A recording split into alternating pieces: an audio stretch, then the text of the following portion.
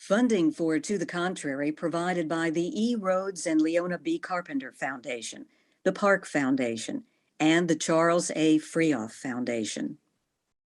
Coming up on To the Contrary, the campaign for president is roaring ahead following an exuberant Democratic convention.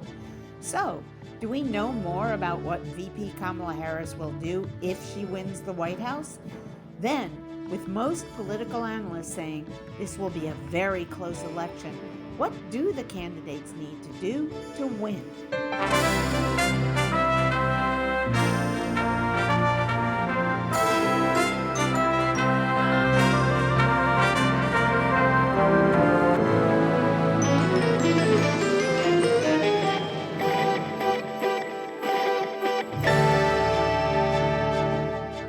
Hello, I'm Bonnie Urbay. Welcome to the Contrary, a discussion of news and social trends from diverse perspectives.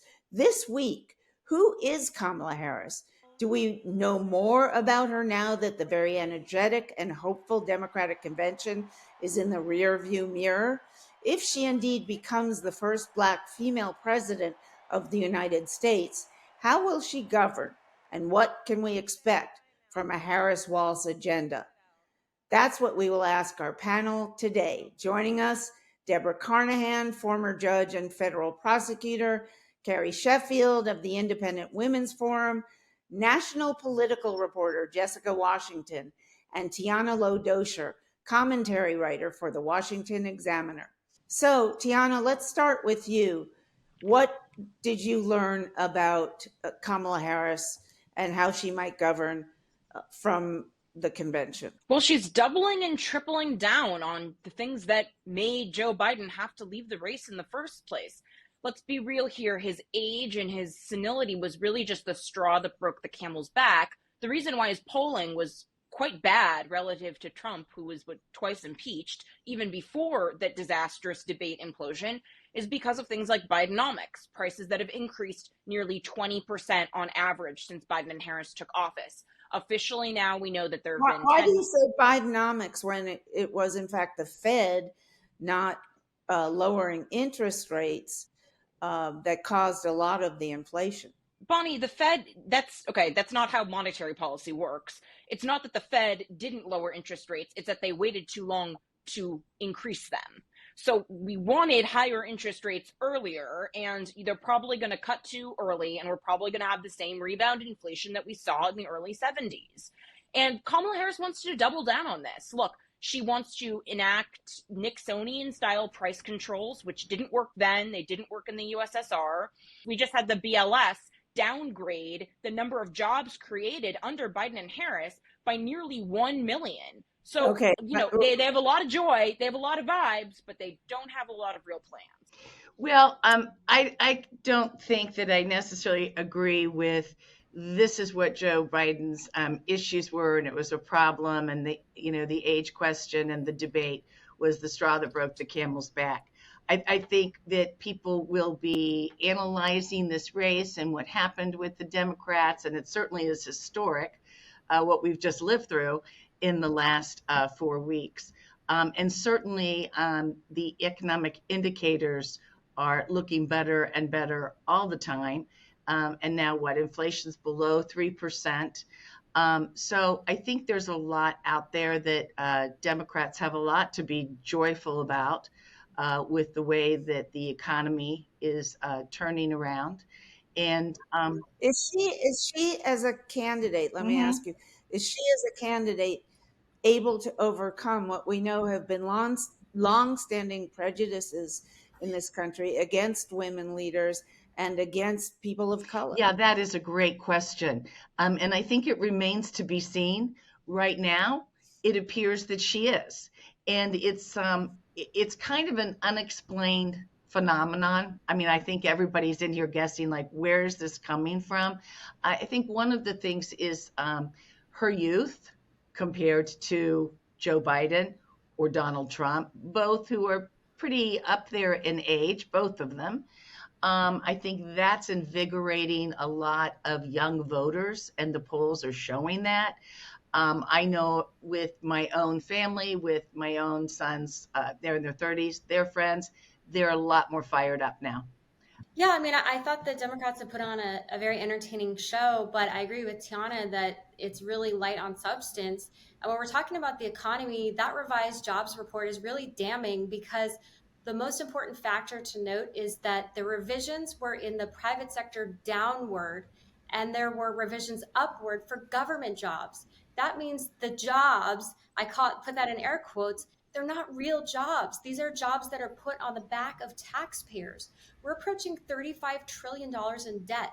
These are fake jobs. These are not real jobs. These are jobs that all of us on the show are going to be paying for, and our children and our grandchildren.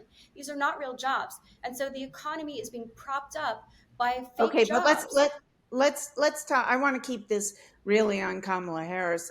Jessica, how do you think she did? Yeah, I mean, I think this convention has been exciting. I think people are excited about it. I think everyone here is right that we're all waiting to hear about policy and really kind of understand what they're going to do. I would argue both sides, both Harris and Trump could definitely use to talk more about policy. And I think particularly Trump is generally someone who's pretty light outside of kind of Project 2025, which is, I know he's disowned it, and there's some disagreement about whether or not that is connected to his campaign and whether or not it's not policies. I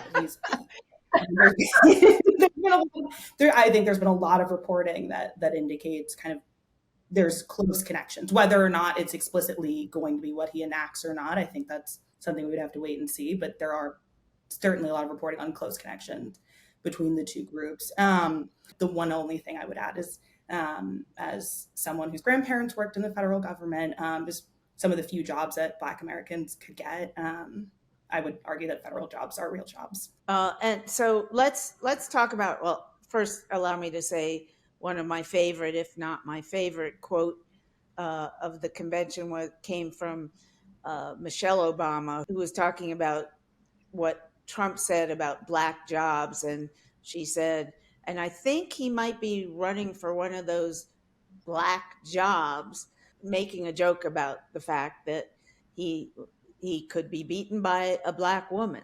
So what other points did you take from some of the speeches? Each one of you just jump in and I'll make sure everybody gets equal time. Well, if I can just respond to what Jessica said, though, because when I say it's not a real job, I'm talking about real wealth creation. That's what Margaret Thatcher would say. Right, but value. Carrie, let me jump in here because I've paid a lot of attention. That's what it is. Carrie, let me jump in. Yes. I've paid a lot of attention of which presidents have raised the deficit the most. And the fact is that it's risen. The last time there was a zero balance was under Bill Clinton. And the raising of federal expenditures started under Bush and kept growing and growing. I think Obama cut it back a little bit, actually, but never got it back. Obama did not cut it back, the debt. It's that he blew out the deficit in his first year in office and then was able to reduce the deficit after but Donald Trump expanded it by trillions of dollars. But Joe Biden and Kamala Harris have spent more money. Even if you include COVID spending, which I think we all recognize was way too much money, Joe Biden and Kamala Harris have still spent $1 trillion more than Donald Trump across 4 years. And their presidency isn't even over yet. Remember, Joe Biden's still the president. And I don't know if that's completely accurate, but I will say this, when you're going to talk about spending, that's Treasury data. You've got the infrastructure bill that's creating jobs, that's finally addressing what we need to address in this country, our infrastructure, and is being hailed and probably will be looked back at like FDR's legislation in the 30s. Debra, 78% of all tax revenue that is collected is being spent on entitlements and just paying down the interest on our federal debt. Net interest payments on the national debt is up 42% just from last year. I don't think that the real problem is our bridges. I think it's the fact that our U.S. dollars. I'm not just talking about. Okay, now your thoughts, Carrie. Yeah, I guess going back to the convention. So one thing I noted, you mentioned Bill Clinton. Bill Clinton repeatedly mispronounced Kamala Harris's name. And just calling out the double standard of when a Democrat does that versus when a Republican does it, it's a racist microaggression. But when Bill Clinton does it, it's just an old man being funny or whatever.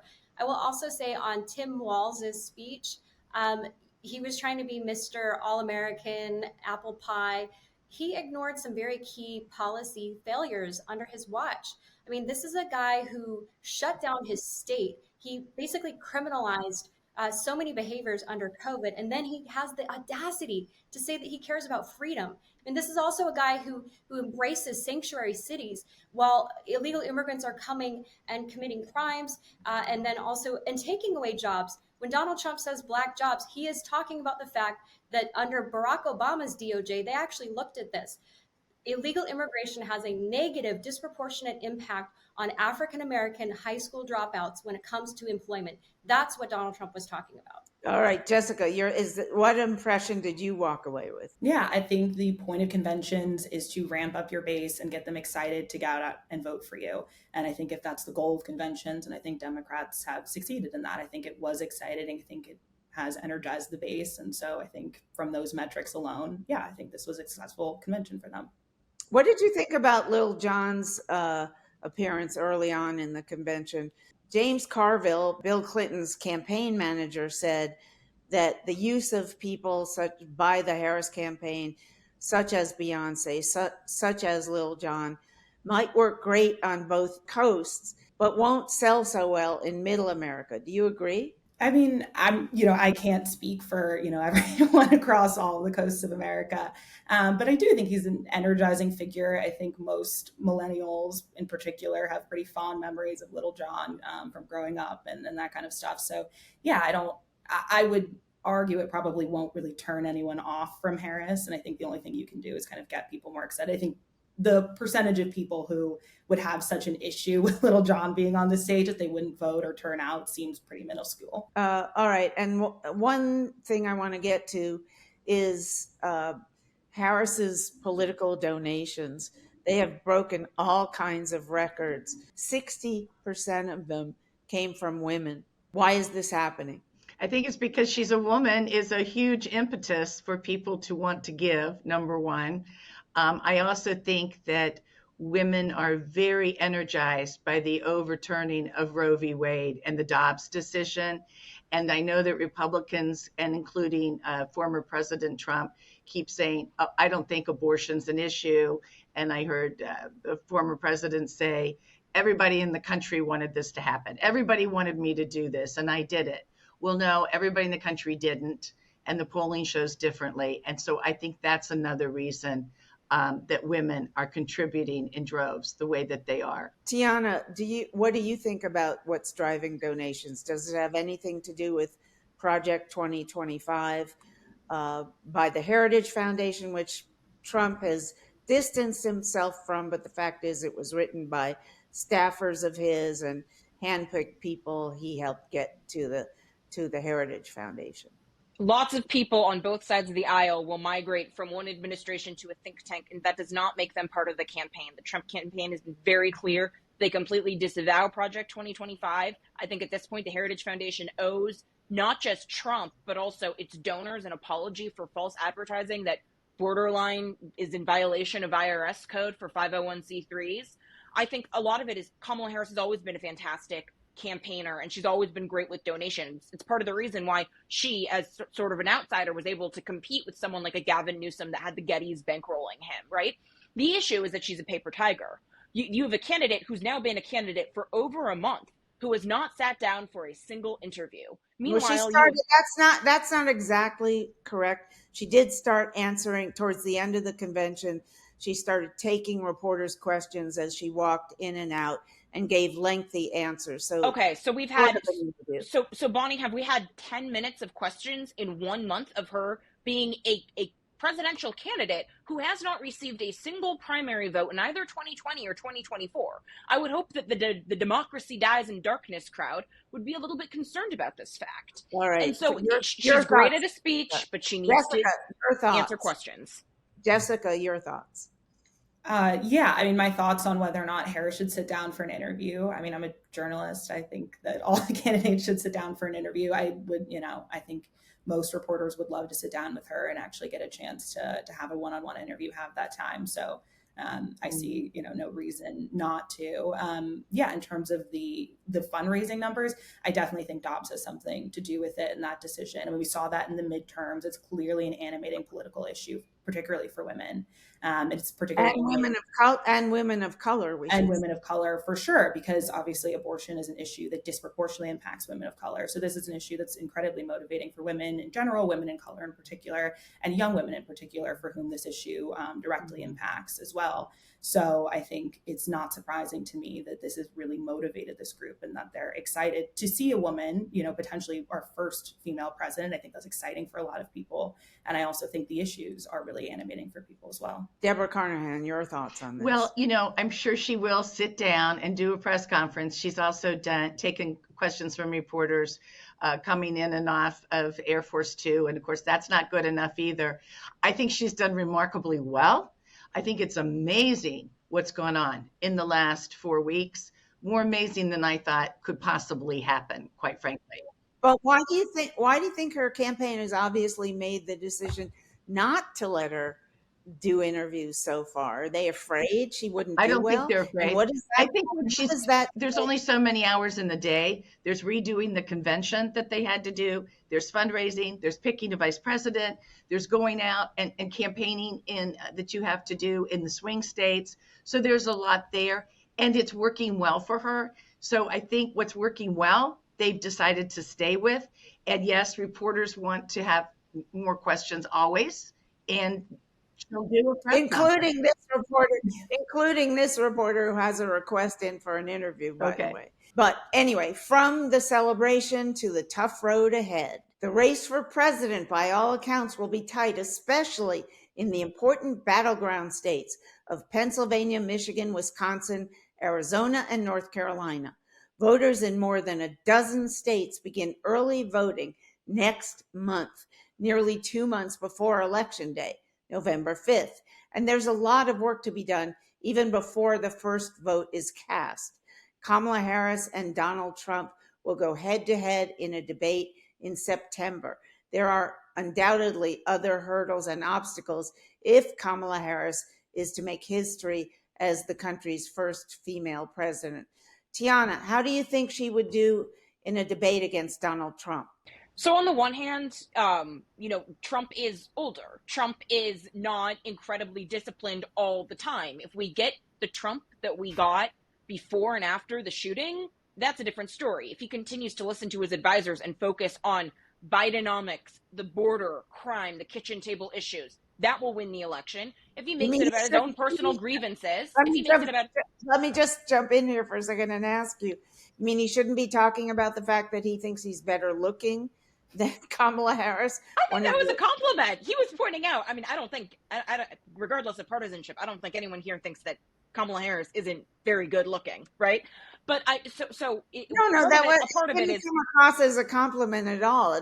It came across as a guy so obsessed with himself that he can't see beyond that to talk about political issues. If there's a person that recognizes a beautiful woman when he sees one, I think it's Donald Trump. Right. I think focusing on the kitchen table issues will make it much harder. However, with Harris, again, she is a paper tiger. Recall that in her debate against Mike Pence, she used the opportunity of talking about COVID and the vaccines to say, I would not take a Trump vaccine. And that massively set back the movement to get people to take these life-saving vaccines that were created under the tutelage of the Trump administration. So with her, if she can stick to defending the Bidenomics record, which will be incredibly difficult, and do it without breaking out into a cackle or coconut trees or, saying I've never been to Europe either, we'll see. I just don't see much evidence that she's an incredibly strong debater. And there's only one person on that stage that's ended someone else's career during a debate, and that's Trump. Jessica, what do you see as her biggest obstacles to success? In the debate, from my perspective, just having seen the two of them give speeches, having seen what Harris did, particularly as a senator, I think she was incredibly strong when she was cross-examining people. She's an attorney. I think the idea that Trump is going to wipe the floor with her in a debate seems somewhat far-fetched, just based on looking at him speak, looking at her speak, and then particularly with her Senate record, what we saw the Senate. What we also saw with her on the debate stage. So I think for Kamala Harris, the problem is going to be the expectations are going to be high. The expectation is going to be that she's going to be so much better than Trump on the debate stage. And so if she doesn't clear that expectation, particularly with Biden's, I think everyone can agree, poor performance, if she doesn't clear those expectations, I think she's in danger. So I think for her, that's a huge obstacle. Well, it's been interesting to hear that Tulsi Gabbard reportedly has been helping Trump with debate prep. And the reason why is because she eviscerated Kamala Harris on the debate stage when it came to her prosecutorial record. Kamala Harris is a total hypocrite. While she was, DA in San Francisco, crime went down in California, but not in San Francisco. And then when she was Attorney General, you also had an extreme rise in violent crime while she was Attorney General of California. So she's going to have to answer for that. The mood of the country, 73% of Americans say that America is on the wrong track. That is a shockingly high number, and it is not good for anyone who's holding the incumbency of the White House. And so as far as How recent was that poll that you just cited? It's August. It's a monthly tracking poll. So and it's been going higher since Biden took office. And I will say another point that Trump could hit her on is this question of donations, because when you look at corporate donations, Kamala Harris is winning among Fortune 500 company employees. And that's because the elites love her. As Tiana mentioned, Kamala Harris has won 0 actual delegates. And that's why I think the variable here also is RFK. RFK reportedly is going to step down. And I think it could And be he's polling at about 5% nationally, down from originally 12% nationally. Yeah, and reportedly he's going to endorse Trump. And I think that could be pivotal in some swing states. And that's something that Trump could hit Kamala on.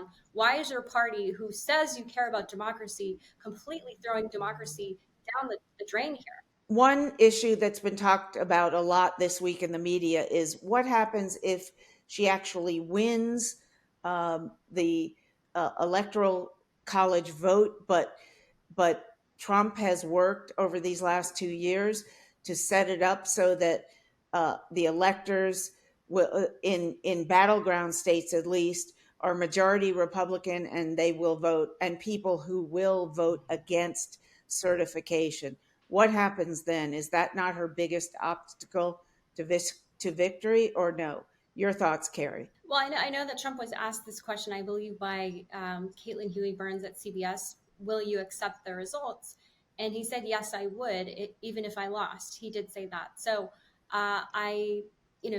January 6th was a horrible day. I think Trump should have been far more vocal and immediate in pushing back against what was happening. But does he claim legal culpability for what happened? No, he doesn't. And he did say that they should march peacefully over there. So I pray to God we don't have a repeat of that. I think any sane, rational American would feel that way as well.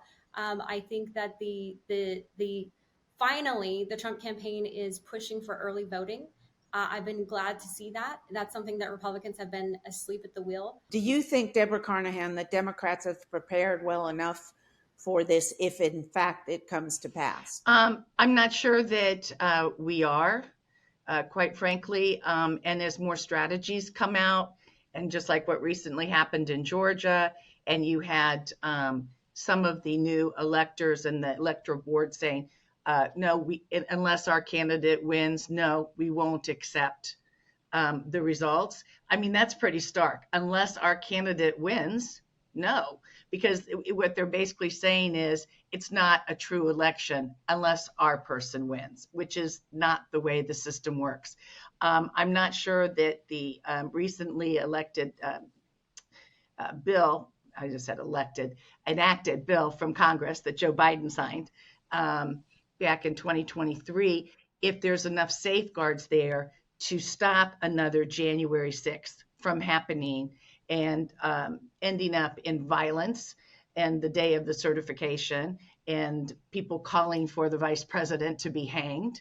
I'm not sure that we've done enough yet, but time will tell. And at least there's some guardrails up there to help try and solve the dispute before resulting in violence against the Capitol and the members of the Congress. Last word, Jessica Washington, your thoughts on what might happen if Trump's apparent plan to deny certification to states, battleground states that he doesn't win. What do you think Democrats will do? What will be the reaction? Yeah, I mean, I think Democrats, and I don't have inside knowledge into this, but I would hope that they would be prepared for this. I would hope that they would know that this is a possibility. I think particularly after January 6th, I would hope that everyone would be very focused on protecting our democracy.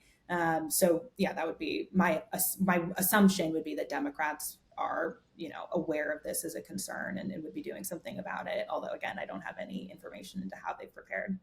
Thank you all for wonderful input and your enlightenment. That's it for this edition. Keep the conversation going on our social media platforms.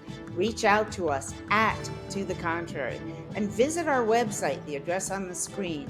And whether you agree or think to the contrary. See you next time.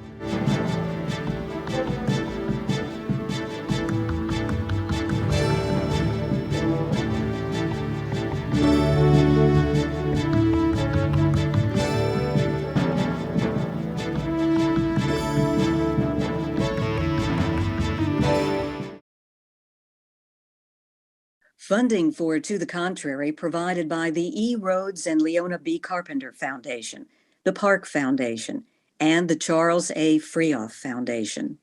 For a transcript or to see an online version of this episode of To the Contrary, please visit our PBS website at pbs.org/To the Contrary. You're watching PBS.